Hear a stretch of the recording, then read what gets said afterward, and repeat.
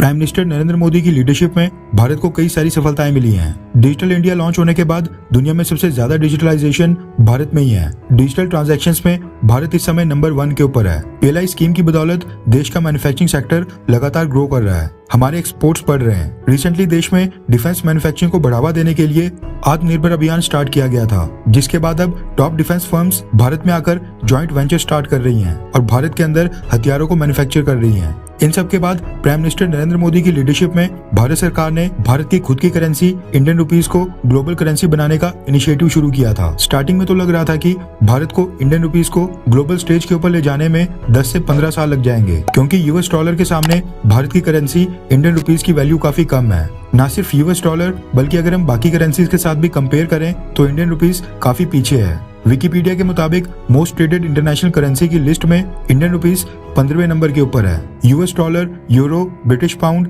Japanese yen या Chinese yuan के साथ अगर हम कंपैरिजन ना भी करें तो भी दुनिया के 9 देश ऐसे हैं जिनकी करेंसी भारत से भी स्ट्रॉन्ग है। Canada, Australia, Singapore, Switzerland, Hong Kong, Sweden, south Korea, Norway और यहाँ तक कि न्यूजीलैंड की करेंसी भी भारत से ऊपर है, जबकि इन देशों की अर्थव्यवस्था भारत से काफी पीछे है। भारतीय सरकार ने इसके ऊपर लेट ध्यान दिया, लेकिन जिस स्पीड से भारत के इंडियन रुपीस की एक्सेप्टेंस पूरी दुनिया में बढ़ रही है उसने सभी को चौंका कर रख दिया है। दरअसल दुनिया में इस समय श्रीलंका जैसे कई सारे देश हैं जिनके सेंट्रल बैंक्स के पास यूएस डॉलर्स की कमी चल रही है। कोविड-19 के आफ्टर इफेक्ट्स और रशिया यूक्रेन युद्ध के कारण कई देशों की इकोनॉमिक कंडीशन इस समय नाजुक बनी हुई है और उनके पास फॉरेक्स रिजर्व्स बेहद कम बचे हैं। इसके अलावा रशिया और ईरान जैसे भी कुछ देश हैं जिनके ऊपर अमेरिका ने कड़े इकोनॉमिक सैंक्शंस लगा रखे हैं। अमेरिका के इन प्रतिबंधों के कारण ये देश यूएस डॉलर में ट्रेड नहीं कर पा रहे हैं, जिसके बाद एक स्ट्रेटेजी के तहत भारत ने इन्हीं सब देशों को टारगेट किया और इसका रिजल्ट अब भारत को देखने को मिल रहा है। रेफरेंस के लिए आपकी स्क्रीन के ऊपर फर्स्ट पोस्ट के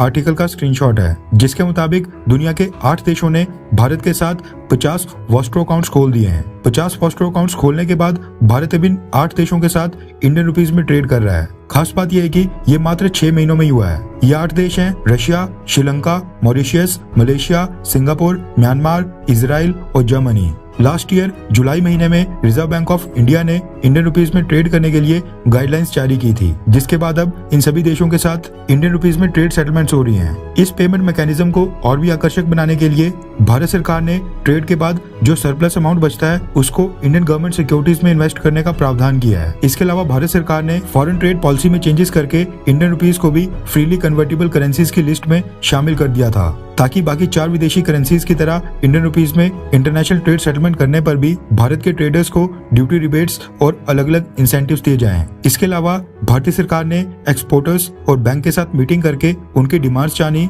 और उसी के आधार के ऊपर बाकी पॉलिसीज फ्रेम की। अब ऐसा है तो नहीं कि भारत के एक्सपोर्टर्स इंडियन रुपीस को मजबूत करने के लिए अपना आर्थिक नुकसान करवाएंगे और जबरदस्ती ये फैसला थोपना भी गलत है। इसलिए भारतीय सरकार ने इस चीज को समझा और इंटरनेशनल ट्रेड सेटलमेंट्स में इंडियन रुपीस को इस्तेमाल करने वाले ट्रेडर्स और एक्सपोर्टर्स को कई प्रकार के ड्यूटी ड्रॉबैक्स देना शुरू किया। एक्सपोर्ट ड्यूटी के ऊपर रिबेट्स देना शुरू किया। एक्सपोर्ट प्रमोशन कैपिटल गुड्स यानी ईपीसीजी इंसेंटिव्स की घोषणा की। Rebate of state and central taxes and levies और remission of duties and taxes on export products नाम के कई सारे इंसेंटिव्स ऑफर किए।